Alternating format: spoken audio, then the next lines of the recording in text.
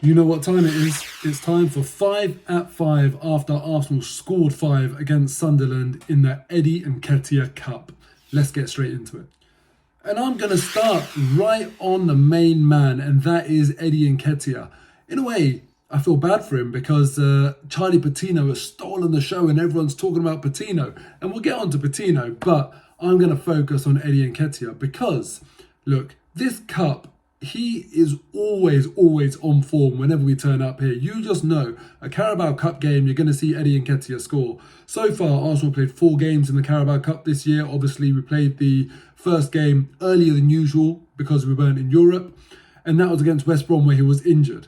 After that, we've played AFC Wimbledon and Leeds and now Sunderland. In those 3 games, he's got 5 goals. He's scored in every single round that he's played in. And now in the semi-final, we're going to come up against some of the big boys. But I hope Mikel Arteta keeps faith in Eddie Nketiah and hopefully Nketiah can carry on his form.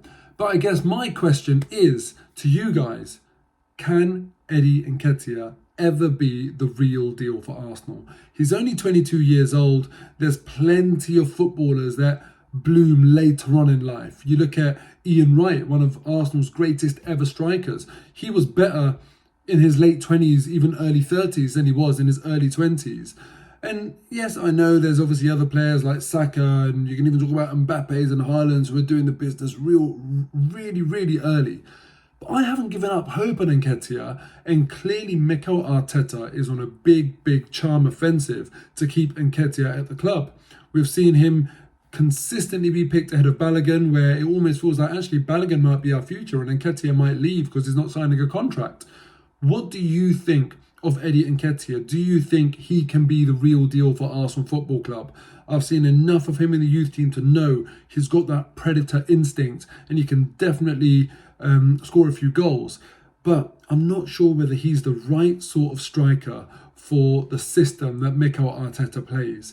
Eddie Nketiah, for me, needs to improve what he does outside the box, but in the box, hopefully what he showed against Sunderland will start opening some people's eyes up to the fact that he is a clinical forward. Your thoughts in the comments below. Number 2, let's talk about Ainsley Maitland-Niles. From Nketiah, a player who's been given opportunities the manager clearly wants and is trying to charm, to Maitland-Niles, where it just feels like, do you know what, the manager has just discarded him.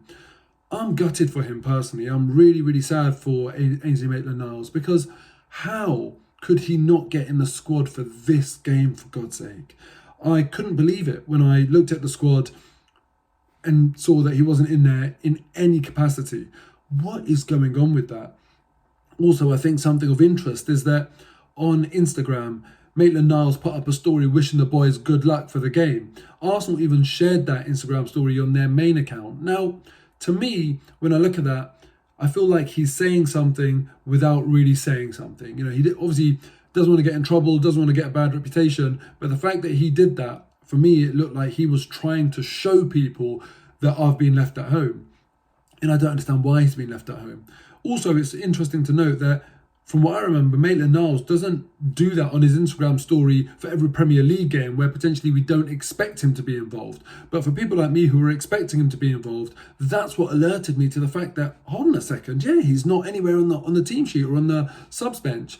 So what do you think is going on with Arteta and Maitland-Niles? Why is it that after him getting man of the match against Watford, he hasn't had a look in since? That doesn't really make a lot of sense to me.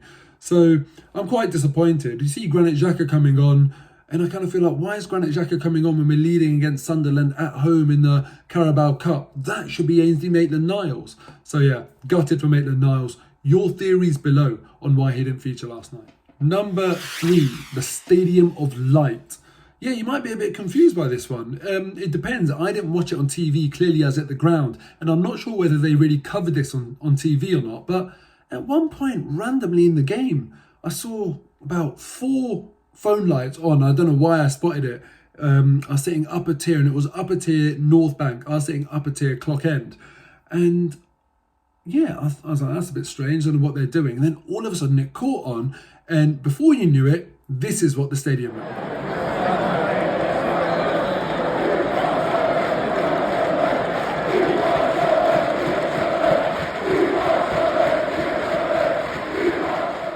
that about? I mean, were we trying to make Sunderland feel at home by making our stadium the Stadium of Light? I really don't know. Bit of a weird one, but I have to say, I have seen a couple of things on Twitter, people slagging it off. Who cares? Lighten up. It's nearly Christmas. It's obviously a much younger crowd who's going to be at the game because of it being Carabao Cup and cheaper tickets and all that sort of stuff. No harm done. It was a bit weird. If anyone's got an explanation, if there was anything on TV that spoke about why it was happening, maybe I've missed something. But yeah, a bit odd. Just thought I'd share it. Number 4. And look, this one is a bit of a double-edged one, right? Because what I want to talk about is the strength that Arsenal had on the bench yesterday. And it wasn't necessary. As far as I'm concerned, we've got such a good selection of youngsters in the academy. So many players that I think, yeah, they're not ready for proper first team action. But this is how you get them ready, isn't it? You put them in games like this. We've seen Arsene Wenger do it time and time again. And people might be saying to me, like, Arsene Wenger's not the best example to use when it comes to this competition because he never won it. But look, I still feel like there's a balance to be struck.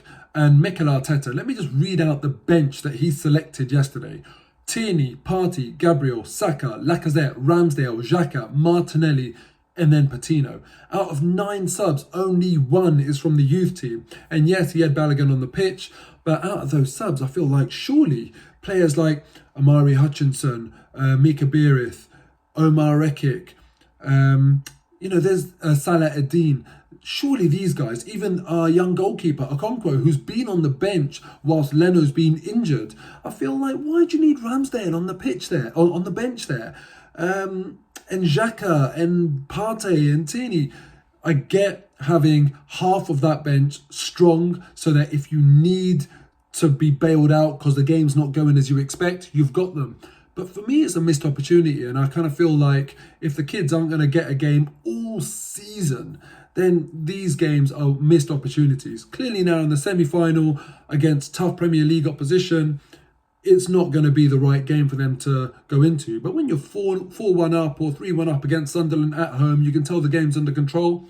That's what I want to see. So I was slightly disappointed about that. Let me know your thoughts if you think Arteta should have played more youth or got more youth on the bench at least, or whether you think he got it spot on. Number 5. I want you to tell me in the comments below, who do you want in the semi-final? Chelsea, Brentford, Liverpool, Leicester, Tottenham or West Ham? Clearly, we're at that stage of the competition now where there's not going to be any real easy game. But let me know who you want in the next round in the comments below. Hopefully we can go and win this cup. As ever, thank you very much for watching my 5 at 5. Merry Christmas to everyone celebrating. Please make sure you like, comment, share, subscribe, the whole lot. Appreciate you.